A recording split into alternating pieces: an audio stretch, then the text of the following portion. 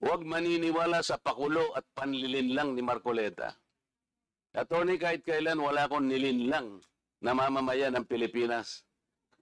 Wala kang karapatan na akusahan mo ako ng ganito. Kung ang pinag-uusapan ay gusto mo lang ma-informahan ang mga nagpa-follow sa'yo kung sino-sinong maraming nagpa-follow. Pwede mo ba sagutin ito muna? Ano yung panlilinlang na sinasabi mo rito?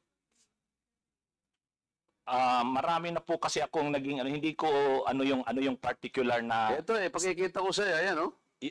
hindi ko po alam kung anong particular doon na Attorney, gumawa ka ng vlog. yes po, ako po Responsibilidad mo sa public ito, lalong-lalo na yung naniniwala sa'yo.